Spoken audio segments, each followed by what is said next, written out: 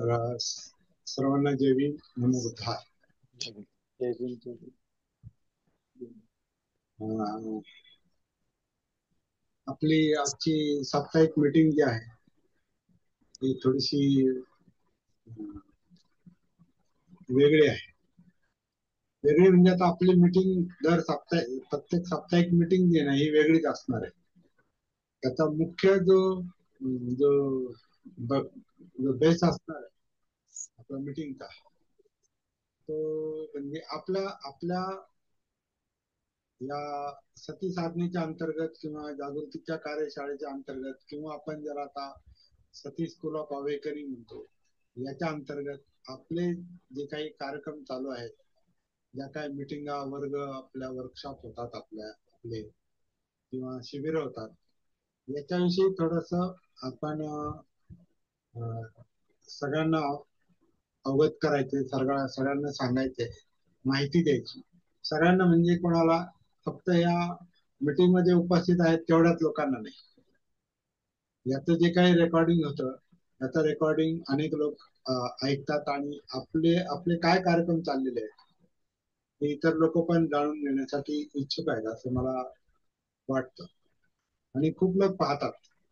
त्यामुळं आपण जेव्हा मीटिंग मध्ये आता जे काही लोक आहेत ते कमी जरी दिसत असले तरी भविष्यामध्ये ह्याच मीटिंगला ऐकणारे खूप लोक असणार. मला आता एक गोष्ट तुमच्या लक्षात आली असेल, आपला एक वर्ग झाला आणि त्या वर्गामध्ये मन मन हेच केंद्रबिंदू आहे असा एक विषय होता आपल्या याच्यामध्ये. तर त्याला आजच्या घडीला 1000च्या वर लोकांनी पाहिले. याचा अर्थ असा आहे की आपली जी काही मीटिंग चालते ही आपल्या पुरती मर्यादित नाही. आता हा जो ऑनलाईनचा जो जमाना आहे, हा जमाना समोरासमोर येण्याचा नाही, हा समोरासमोर येण्याचा काळ नाही, हा इनडायरेक्ट भेटीगाठींचा पण काळ आहे. डायरेक्ट भेटीगाठी ह्या खूप प्रभावी असतात, हे मान्य करायला पाहिजे. समोरासमोर आपण जे भेटतो त्यातलं चैतन्य, त्यातली जी शक्ती आहे ती वेगळीच असते. ऑनलाईन आपण भेटतो, जरी आपण समोरासमोर एकमेकांना पाहत असलो तरी आपण लाईव्ह नाही, म्हणजे समोरासमोर नाही, आपण ऑनलाईन आहोत. पण जेव्हा एक काउन्सिलिंग म्हणून किंवा कल्याण मित्रता म्हणून आपले वर्ग जे होतात, लाईव्ह वर्ग, शिबिर, तिथं आपण जे समोरासमोर असतो आणि आपलं जे काही बोलणं असतं, ऐकणं असतं, आपला जो सहभाग असतो, सगळ्यांचा सहभाग असतो त्याच्यामध्ये. 1 to 1 असेल, दोघंच असू तर दोघांचाही सहभाग असतो, तिघं असतील तर तिघांचाही असतो, 10 असतील तर 10ही जणांचा डायरेक्टली इनडायरेक्टली सहभाग असतो. त्याचा प्रभाव वेगळाच पडतो. ऑनलाईनचा प्रभाव वेगळा आहे. त्यामुळं आपण आहे त्या साधनांचा उपयोग करून घेऊन आपलं काम पुढे चालू राहील. आणि याच्यातून मला खात्री आहे की आपल्याला एक खूप मोठं व्यापक काम आपल्याला पुढे चालून करता येईल. त्याच विषयाला धरून आज आपण एक विषय डिक्लेअर केलेला आहे. आज आपण कोणता विषय डिक्लेअर केलेला आहे तर 14 एप्रिलला बाबासाहेबांची जयंती आहे आणि जयंतीच्या निमित्तानं आपल्याला ऑनलाईन पण एक छोटासा कार्यक्रम 14 एप्रिलच्या संध्याकाळी थोडासा घ्यायचा आहे. छोटासा कार्यक्रम ऑनलाईन, जेवढे लोक असतील त्यांना घेऊन. म्हणजे आपण सती स्कूल ऑफ अवेकनिंगच्या वतीने तो कार्यक्रम घेऊ असं मी म्हणतोय. सती स्कूल ऑफ अवेकनिंगच्या वतीनं आपण डॉक्टर बाबासाहेब आंबेडकरांच्या जयंतीचा कार्यक्रम एखादा 1 तासभर घेऊ, पाऊण 1 तास घेऊ आणि तिथे त्यावेळेला बघू आपण काय करायचं ते. पण एक कार्यक्रम आपण 14 एप्रिलला घ्यायचा विचार करतो. तो विषय मला तुमच्या समोर आज मांडायचा होता आणि त्याच्यासाठी तुम्ही पण काही बोलण्याची 2 मिनिट 5 मिनिट बोलण्याची त्या दिवशीची एक तयारी ठेवायची. तास दीड तासाचा आपला जो कार्यक्रम असेल 14 एप्रिलचा, त्याच्यामध्ये आपल्या भावना मत व्यक्त करण्याचा एक प्रयत्न करायचा आहे, ज्यांना शक्य असेल त्यांनी. आपल्याला बाबासाहेबांच्या जयंतीबद्दल काय वाटतं? आपल्यासाठी हा विषय नवीन नाही, परंतु आपण नव्याने विचार करायचा आता विचार करतोय. आपण ठराविक पद्धतीनं विचार करत नाही, हे आता तुम्हाला लक्षात आलं असेल. उदाहरणार्थ आपण म्हणतोय की बाबासाहेबांचा आणि बुद्धांचा जो काही संदेश होता, बाबासाहेबांच्या आणि बुद्धांच्या चळवळीचं जे एक मुख्य सूत्र होतं ते जागृतीचं होतं, हे आपण म्हणतोय. म्हणून आता या संदर्भाला धरून आपल्याला काय वाटतं? बाबासाहेबांनी जागृतीच्या आधारे चळवळ केली असं आपण म्हणतो आता वारंवार. जनजागृती केली, लोकांना जाग केलं, लोकांना स्वतःच्या जगण्याचं भान आणून दिलं. ते कसे जगतात, कसे जगत होते, त्यांचे पूर्वज कसे जगत होते, आणि आपल्याला याच्यातून बाहेर पडायचं तर कसं जगलं पाहिजे, काय केलं पाहिजे याचं भान बाबासाहेबांनी लोकांना आणून बाहेर बाहेर.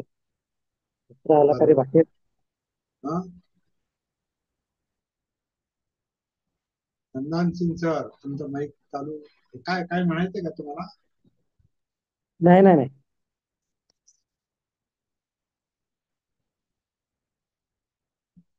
तर बाबासाहेबांनी जनजागृतीच्या आधारे लोकांमध्ये एक काय म्हटलंय, एक चैतन्य निर्माण केलेलं आहे, एक शक्ती निर्माण केलेली आहे. व्यक्तिगत पातळीवर पण एक एक माणूस पेटलेला असायचा, आणि सामाजिक पातळीवर पण तो एक जागृतीनं पेट घेतला होता जो काय. आणि तो पेट पाहून बाबासाहेब म्हणायचे की हा जागृतीचा आईने ठेवत ठेवा. असंच असंच असंच आपण जागृत राहिलं पाहिजे. या जागृतीचाच आपल्याला व्यक्तिगत पातळीवर, सामाजिक पातळीवर तर फायदा होईलच, परंतु जे शत्रू हे अन्याय अत्याचाराचे समर्थक आहेत. कारण बाबासाहेबांचं काम हे अस्पृश्यता निवारणाचं काम होतं, मुख्य काम. आणि अन्याय अत्याचारातून लोकांना बाहेर काढायचं होतं. ती सिस्टमच बदलायची होती त्यांना. आणि त्याच्यामुळे ही सिस्टम बदलायची कशी, आता विचार करताना त्यांनी जो मार्ग अवलंबलेला आहे तो बरोबर बुद्धांच्या मार्गाशी मॅच होतो. बुद्धांच्या मार्गासारखा त्यांचा मार्ग आहे, आणि तो म्हणजे जागृतीचा मार्ग आहे. टिट फॉर टॅटचा मार्ग नाही, जशाच तसं असा नाही, जसं आपण मगाशी चर्चा करत होतो मस्केन बरोबर. त्यांना कोणीतरी विचारलं की लोक आपल्याला त्रास देतात, मग आपण लोकांना त्रास द्यायचा का? तर हा बाबासाहेबांचा मार्ग नाही. टिट फॉर टॅट, जशाच तसं असं जर आपण केलं तर हे जे अन्यायाचं जे चक्र आहे किंवा अत्याचाराचं जे चक्र आहे हे कधीच थांबणार नाही. मन परिवर्तन आपल्याला करता आलं पाहिजे, स्वतःमध्ये आणि शत्रूमध्ये पण. आणि तो मार्ग बाबासाहेबांनी लक्षात आणून दिलेला आहे. आणि त्याला मी तर म्हणतो, ह्या टिट फॉर टॅट पेक्षा किंवा तशाच तसं उत्तर देण्यापेक्षाही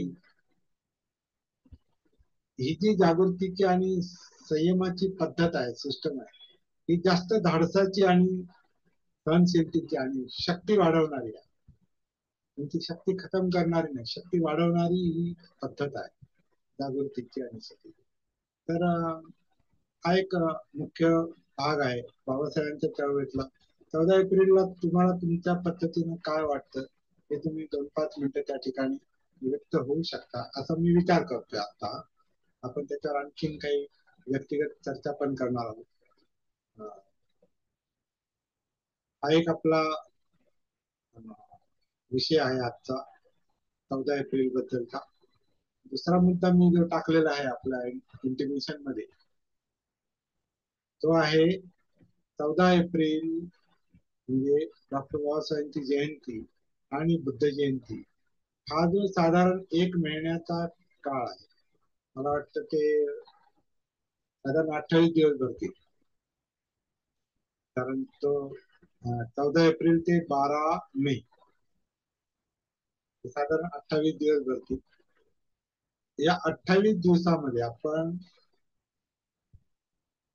ही जयंती, बाबासाहेबांची जयंती ते बुद्ध जयंती या दरम्यान आपण दररोज सकाळी 6:30 ते 7:15 या वेळेमध्ये ऑनलाईन जागृतीच्या कार्यशाळेसाठी प्रॅक्टिकल काही गोष्टी करून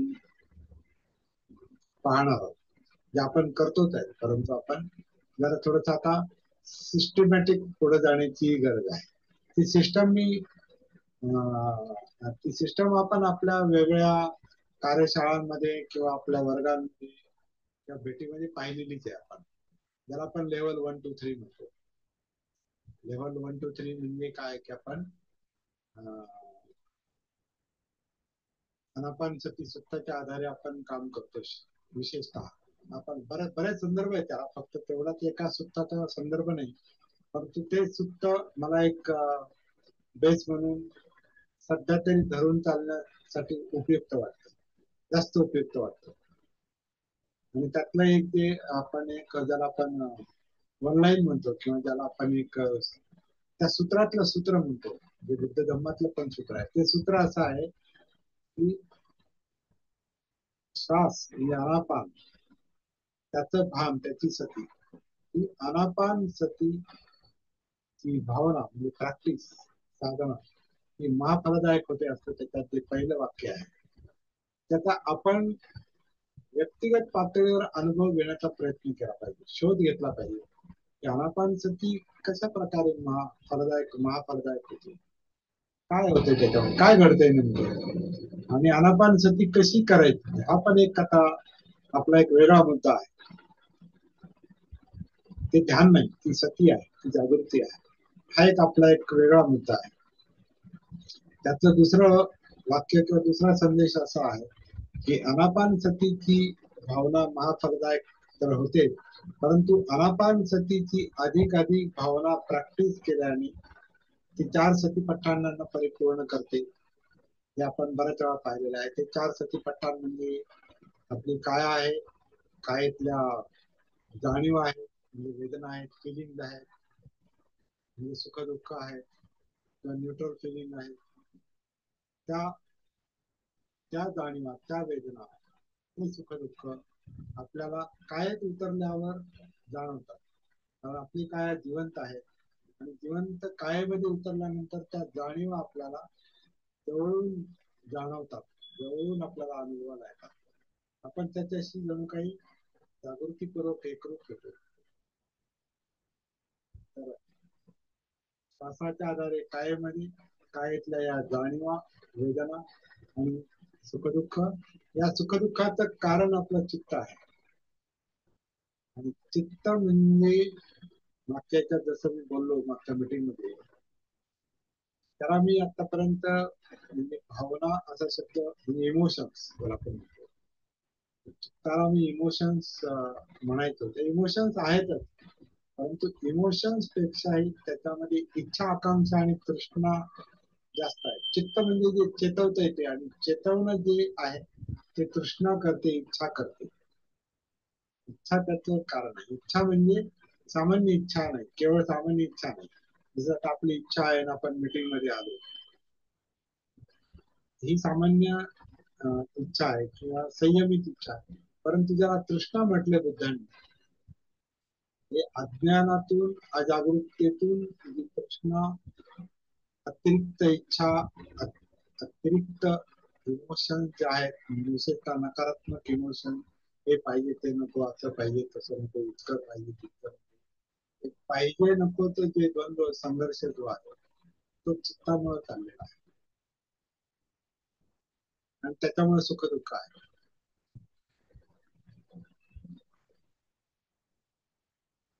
आणि याच्यानुसार आपला जो ब्रेन आहे, विचार प्रक्रिया जी आहे ती काम करते, थिंकिंग प्रोसेस काम करते. त्याला मनोधम्म म्हटलेला आहे. अनापानसतीची भावना केल्याने ती महाफलदायक होते, कारण ती पुढे काया वेदना चित्त मनोधर्म या प्रवाहात घेऊन जाते. अनापानसतीतून कायामध्ये उतरण्याला आपण लेवल 1 म्हणतो, आणि कायेमध्ये उतरल्यानंतर जे काया वेदना चित्त मनोधम्म हे 4 सतीपठाण आपल्याला अनुभवाला येतात, ही लेवल 2 आहे. लेवल 2 ही लेवल 1 चा परिणाम आहे. त्याचा परिणाम साधला पाहिजे, तरच आपली आनापानसती व्यवस्थित चालली असं त्याचा अर्थ. आता आपली आनापानसती ही चुकीच्या दिशेने आहे. जर आपली आनापानसती प्रॅक्टिस, साधना, भावना, श्वासाच्या पातळीवरची जागृती ही जर आपली व्यवस्थित असेल, तर आपल्याला सतीपठाणचा अनुभव आलाच पाहिजे, येतोच, कारण तो मार्ग तिकडे जातो. आणि त्या प्रॅक्टिस करताना आपला मार्ग जर काया वेदना चित्त मनोधम्म याच्यामध्ये जर एकरूप झाला नाही, आपण जर त्या मार्गाशी एकरूप झालो नाही, तर मग आपली पहिली साधना चुकीची आहे किंवा समजली नाही आपल्याला, असं त्याचा अर्थ. तर ते समजून घेण्याचा आपल्याला प्रयत्न करायचा. उदाहरणार्थ बाबासाहेबांच्या जयंतीपासून बुद्ध जयंतीपर्यंत आपण मुख्य काम काय करणार आहोत, ते हे टप्पे समजून घेण्याचा प्रयत्न करा. आपण लेवल 1, लेवल 2 बद्दल बोललो, आणि लेवल 3 जी आहे ती सप्तबोध्यांगाची आहे. आणि सप्तबोध्यांग काय आहे हा आपला एक सविस्तर अभ्यासाचा विषय आहे. आपल्यापैकी बऱ्याच जणांना तो माहिती पण झालेला आहे. सप्तबोध्यांग म्हणजे सती, सतीपठ्ठा, सतीपठ्ठा, धम्मविजय, म्हणजे मनोधम्म जे आहे त्या मनोधम्माचं आपल्याला सुस्पष्ट स्वरूप लक्षात येतं. विचार प्रक्रिया आपल्याला सुस्पष्ट लक्षात येते, ती या चित्तामुळे प्रज्वलित होते, विकृत होते. जे काय होतं, चित्त शांत झालं की विचार प्रक्रिया पण शांत होते. हे काय घडतं, कसं घडतं, हे थेट डायरेक्ट सती जागृतीच्या आधारे आपल्याला अनुभवाला येणार. आणि हा अनुभव आपल्याला येत असेल, आता येत असेल का नंतर येईल, तेच आपल्या यशाचं गमक आहे. आपला जर विचार प्रक्रिया स्पष्ट जाणवत असेल, नंतर जाणवतील, तर समजायचं आपली प्रॅक्टिस बरोबर चालते. कारण त्याच्यामुळे काय होतं, आपल्यामध्ये ऊर्जा निर्माण होते. सप्तबोध्यान काय सांगतं, सती धम्मविजय, वीर्य म्हणजे ऊर्जा, बुद्धी म्हणजे अत्यानंद होतो, नंतर प्रसक्ती म्हणजे मनाची स्थैर्य शांतता निर्माण होते, आणि चित्त मन हे जे सगळं जे काय ते समाधीमध्ये येतं. सती धम्मविजय वीर्य प्रीती प्रसक्ती म्हणजे समाधी, समाधी म्हणजे एकत्रित येणं, हे सगळं विस्कळीत अस्तित्व एकत्रित येतं, आणि आपलं मन स्थिर आणि शांत होतं. आणि नंतर आपल्याला तो जो जो उपेक्षेचा किंवा अनात्मचा मुद्दा आपल्याला लक्षात घ्यायचा आहे, तो आपण पहिल्यापासूनच लक्षात घेतो आपल्या साधनेमध्ये, हे तुम्हाला माहिती आहे. आणि हे सगळं साधल्यावर, म्हणजे लेवल 3 साधल्यावर, म्हणजे सप्तबुद्ध्यांग साधल्यावर आपल्याला नॅचरली, आपोआप नैसर्गिकपणे विद्या आणि विमुक्तीची प्राप्ती होते, असं त्याच्यामध्ये म्हटलेलं आहे आनापानसती सुद्धा. तर विद्या म्हणजे काय, की संपूर्ण अस्तित्वाचं ज्ञान, ज्याला प्रज्ञा म्हटलेलं आहे, हे सामान्य ज्ञान नाही. जागृतीच्या सतीच्या आधारे मिळणारं ज्ञान हे सामान्य ज्ञान नाही. सामान्य ज्ञान कसं असतं, ते डोळे कान नाक जीभ त्वचा इंद्रियांच्या आधारे मिळणारं ज्ञान, ते सामान्य ज्ञान. ते किती मोठं असेल पण ते इंद्रियांच्या आधारे मिळतं. आणि प्रज्ञा ज्याला म्हणतात, it is called direct insight. म्हणजे डायरेक्ट तुम्ही अंतर्दृष्टीमध्ये उतरता, त्याला प्रज्ञा म्हटलेला आहे. त्याच्यामुळे विमुक्ती म्हणजे दुःखमुक्तीची अवस्था प्राप्त होते, म्हणजे दुःखत्व प्राप्त होतं, भारतपद प्राप्त होतं, निपान प्राप्त होतं. ठीक आहे, हा पुढचा विचार करत बसायची गरज नाही, कारण तो परिणामाचा मुद्दा आहे. परिणामापेक्षा परिणाम ज्याच्यावर अवलंबून आहे त्या साधनेवर प्रयत्न केला पाहिजे, साधनेवर फोकस केला पाहिजे, प्रॅक्टिसवर फोकस केला पाहिजे. परिणामाची चिंता करत बसण्याची काही गरज नाही. परिणाम कशामुळे साधला जातो, हा जो कार्यकारण भाव आहे हा लक्षात आला पाहिजे.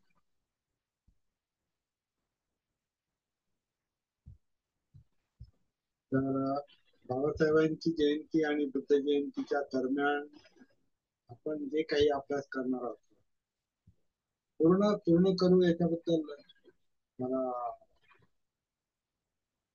मी असं म्हणणार नाही की आपण पूर्णच करणार आहोत. खात्री आपण प्रयत्न करणार आहोत, परंतु त्या 30 दिवसात आपल्याला सगळं काही मिळालं तर चांगलीच गोष्ट आहे. पण समजा नाही मिळालं तर किमान आपण त्या मार्गावर प्रयत्न करणार आहोत, प्रोग्रेसिव्ह राहणार आहोत. पुढे पुढे जाण्याचा आपण समजून उमजून जागृतीपूर्वक प्रयत्न आपण करणार आहोत. आणि अवेकनिंगची जी प्रोसेस आहे, जागृतीची जी काही प्रक्रिया आहे ती समजून घेण्याचा आपण प्रयत्न करणार आहोत. आणि जे जे लोक याच्यामध्ये सहभागी होतील तर त्यांना माझी विनंती राहील की नियमित राहा, नियमित उपस्थित राहा. उपस्थिती पुढे मागे झाली तरी चालेल, आपली स्वतःची प्रॅक्टिस नियमितपणे चालू ठेवा. दररोज दररोज म्हणजे फक्त तासभर 2 तास नाही, निरंतर. कारण जागृती वर्तमानाची असते, वर्तमान म्हणजे आपलं जगणं आहे. आता हे जे 3 टप्पे आहेत ते जगण्याचे टप्पे आहेत. आपला श्वास पण आपलं जगणं दाखवतो की आपण जिवंत आहोत, आणि हा श्वास वर्तमानात चाललेला आहे. या वर्तमान श्वासाचं भान सती म्हणजे अनापान सती.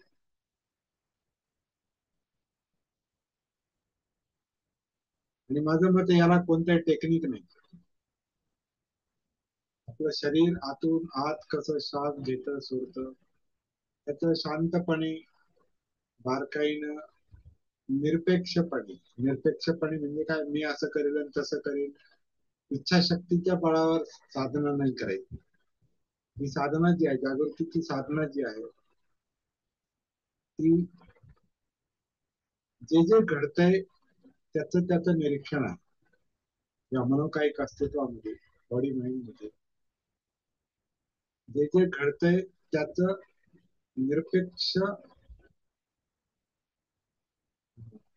परीक्षण आहे, निरीक्षण आहे. आधी निरीक्षण आहे, मग परीक्षण आहे. तो धम्मविजय आहे, अनालिसिस ऑफ द मनोधम्मांचं विचार प्रक्रियेचं. विचार प्रक्रिया संपूर्ण अस्तित्वाबद्दल विचार करते, सब्जेक्टिव्ह आणि ऑब्जेक्टिव्ह, आतला आणि बाहेर सगळा विचार जो आहे तो आपल्या मेंदूमध्ये चाललेला आहे. इलेक्ट्रोकेमिकल प्रोसेस आहे. तर ही आपल्याला इलेक्ट्रिकल प्रोसेस आपल्याला नाही जाणवलं तरी चालेल. इलेक्ट्रिकल किंवा केमिकल जे काय आहे ते आपल्याला नाही जाणवत, कारण ती सायन्सची भाषा आहे, बुद्ध धर्माची मूळ भाषा नाही. आपण फक्त ते शब्द वापरतो. पण आपल्यातली विचार प्रक्रिया आपल्याला जर जाणवायला सुरुवात झाली, कारण ती कधी जाणवेल, जेव्हा आपलं चित्त मन शांत होईल. त्याला समथा म्हटलेलं आहे, Samantha, tranquillity, piece of mind.